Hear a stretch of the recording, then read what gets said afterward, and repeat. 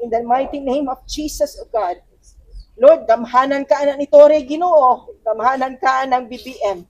Gamhanan ka sa tanang bangag. Gamhanan ka, Ginoo, sa tanang mga nag-aabuso, sa tanang mga nasa Department of Justice, O Lord. That's all we want, O Lord. Prayers and prayers and prayers, O God. Kaya hindi na namo magkaya, Lord. Every day, it's a torture, O God.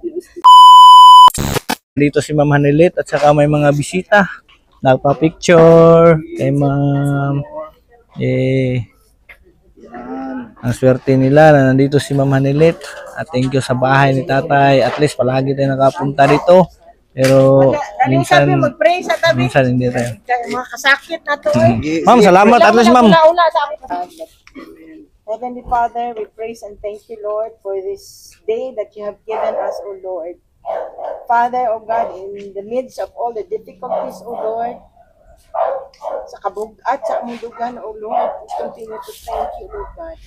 I pray, Lord Jesus Christ, that, Lord, not the mere humans will protect us, O God, but it's you, O God, your most precious blood will cover us, O God, this place, even our neighbors, O Jesus. I pray, Lord Jesus Christ, that you will protect our house, O God, and everyone, O God, who dwells in this house, O God. I pray, O Father, that each and everyone, O God, will try to understand, O God, the situation right now. We acknowledge, O God, that they support us, O Lord. I pray, O Lord, na masabot unta sila, Lord, that this is a subdivision, O God, and Lord, there are other people who needs rest, O Lord. Father Almighty, I pray that you would instill in their hearts, O God, that their support cannot only be shown, O God, by coming here, O God, but through prayers also, Lord. I could have appreciated them more, O God, every time that they come here, Lord God, na mag-ampo unta sila, Ginoo, Lord. And Lord, na dili sila mag-away-away, Ginoo.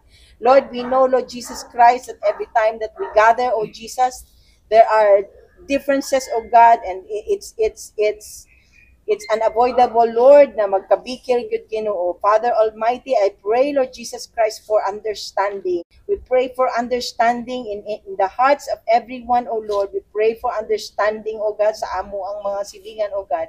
We pray for understanding, Lord God, sa mga volunteers, O God, and for the supporters, O Lord. That Father, Lord Jesus Christ, the most powerful thing that they can do for us and for the support that they can give, oh God, former President, oh God, is that to pray for him, oh God. He needs prayer, oh God, at this time. You know, Lord Jesus Christ, that his health, oh Jesus Christ, is not doing good, oh Lord. We seek your help, we seek your intervention. I pray, oh God, that you will lay your hands upon him in the mighty name of Jesus. In the mighty name of Jesus, oh God. Lord, gamhanan ka na ni Tore, Ginoo. Gamhanan ka ng BBM.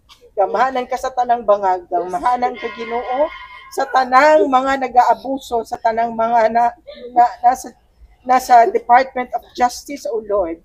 That's all we want, O Lord. Prayers and prayers and prayers, O God. Kaya hindi na namo magkaya, Lord. Every day, it's a torture, O God. Sa ako, Lord, I long for my daughter, Lord God, to be with a father, oh God, kinanginahanglan pag yun, Lord.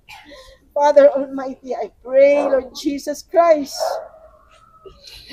that not any human being, Lord Jesus Christ, can protect this place.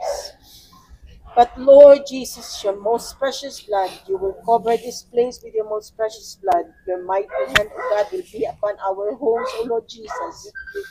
And Lord Jesus, you will rebuke these people, Lord God, who have evil intentions, O Lord. Bind them in Jesus' name, O God.